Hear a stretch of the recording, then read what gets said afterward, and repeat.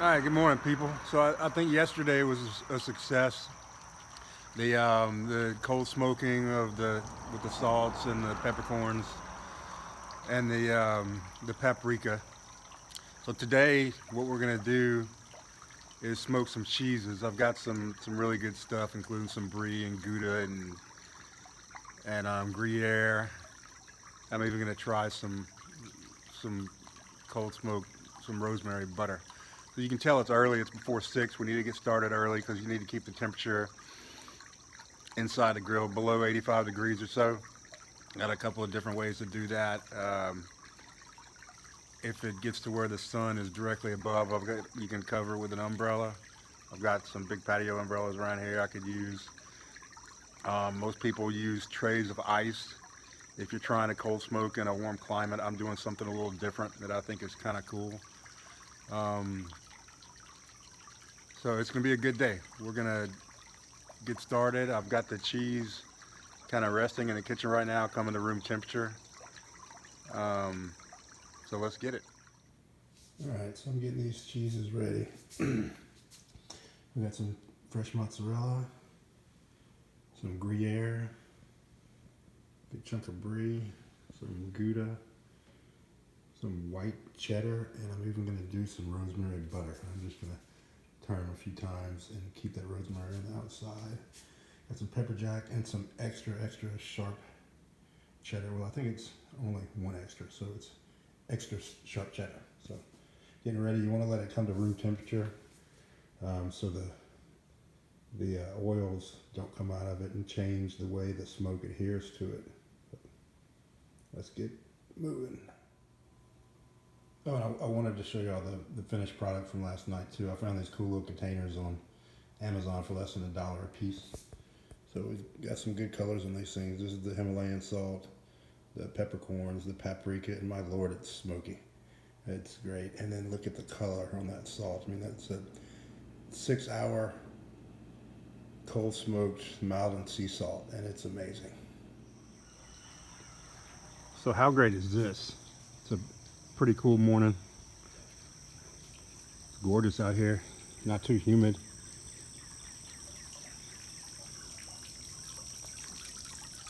Gonna get all this staged and then light it up. All right, one of the most important things I'm using today is what I'm doing with my ice. I took some of the large bottles of Fiji water and froze them, and I'm going to use that as kind of two things. I'm going to make a platform. I'm going to lay these down, and I bought the Fiji because they're square, so they won't roll. So it's going to make a platform and almost an extra shelf for me. And then I'm also going to, oh, there's my cat. I'm also going to, it's also going to keep the temperature down, and it's going to melt a lot slower than if I had trays of ice in there. Oh, hello, Coda. So yeah, this is going to be kind of cool. See if this works as well as I think it's going to. All right, so it's kind of dark in this corner, but you see, I'm gonna get this lit and going.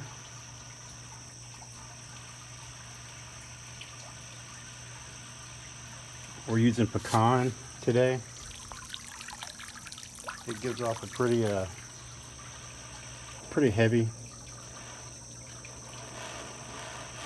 smoke flavor, about like a hickory. We're gonna light this and let it burn for 5 or 6 minutes. Need to get a good flame on it and get them smoldering. All right, so now it's about light enough you can see what I'm doing here. So I've got 2 Fiji bottles set up at either end, which gave me a shelf basically, so it gave me some extra space to put some more cheese. What I didn't talk about was the size of these things. You want to cut them down to make sure you don't want to just throw a whole block of cheese in there. You want to cut them. I do about 4-ounce pieces generally, to make sure you can get the most surface area affected by the smoke. Now the brie is a big chunk, but I didn't want to cut it and then have half rind and half cheese and it would that'd be a mess, I think. So anyway, we got a good little flame going. We're gonna blow it out in a second. And what I'm doing different today, I guess you noticed too, is I'm gonna put the smoker tube in the smoker box to get it as far away from the cheeses as possible, to keep the temperature down. So that's another way we can make that happen. All right, so we didn't talk about the temperature yet for this morning. Right now it's 66 degrees. I haven't brought out my gauge yet. At 1 hour, I'm gonna check the temperature, and probably from then on, I'll check it every 30 minutes. And I'm also curious to see what time exactly the sun comes over that right there, so it'll be shining directly down on the pit. Hopefully we'll be done by then. We started right around 6, so I'm shooting for 4 hours, so 10 o'clock should be pulling it out. So we'll see in a bit. All right, so we're at 2 hours.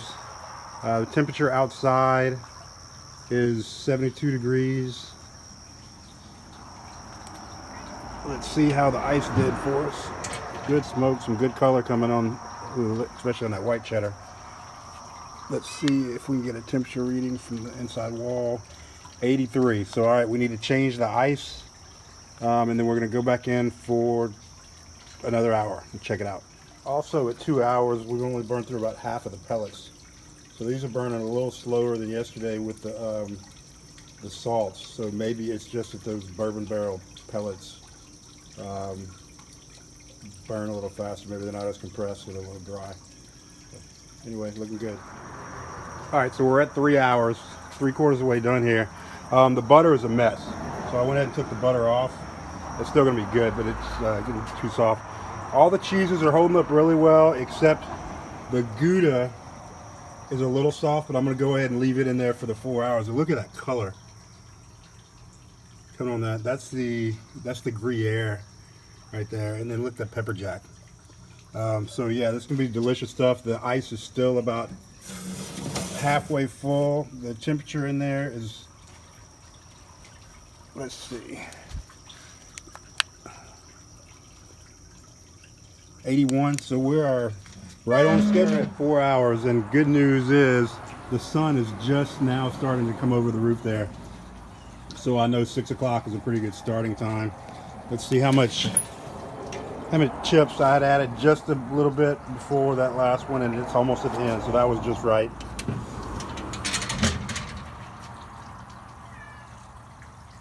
And somebody's talking to y'all.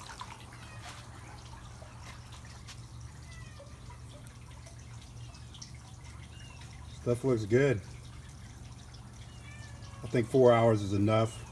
A couple things, if you notice, there's still ice in there, so this is still cold. It did a good job keeping everything cold. You see my butter made a little mess, but I think next time we'll cook the butter in a pan and just make a compound butter with it. So here,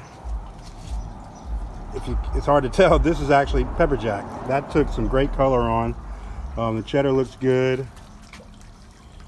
The brie is still firm, so I like that. The Gouda, you can tell, started getting a little soft.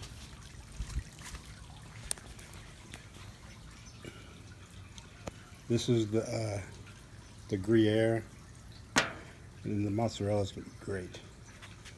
I think this was a